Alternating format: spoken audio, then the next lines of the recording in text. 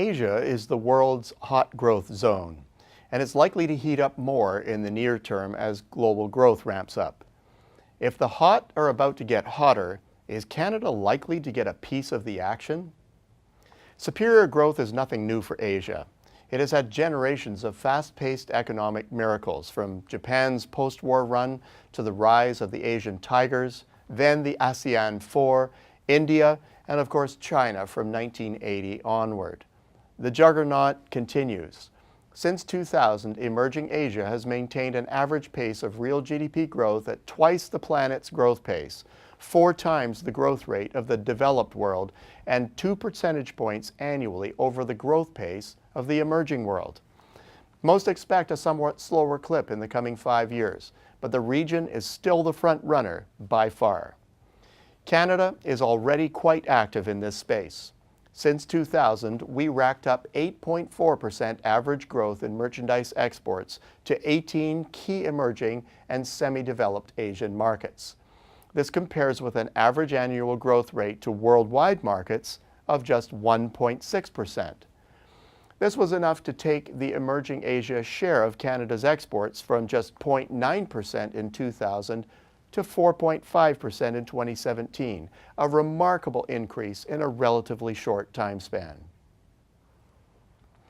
China is by far the largest single piece of this story, contributing 60% of Canada's regional export growth over this time frame.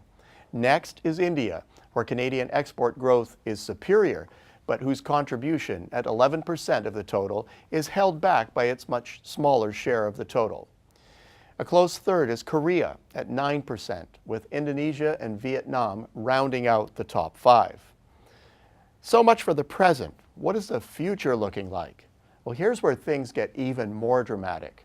If the same pace of growth we have seen in the past 17 years persists, in general, a reasonable assumption, then in a few short years, big things happen. China's share of Canada's exports would more than double to 10% by 2025. Similarly, Canadian exports headed to India would more than double their share of total sales abroad to 1.9%.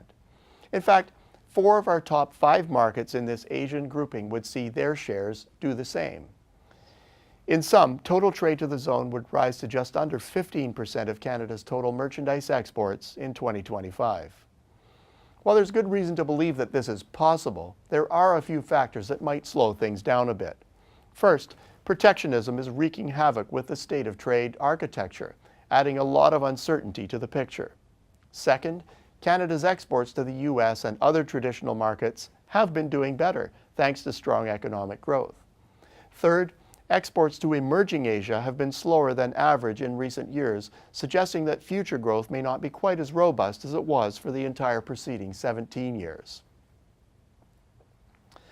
On the plus side, current developments may well boost performance beyond the most recent rate.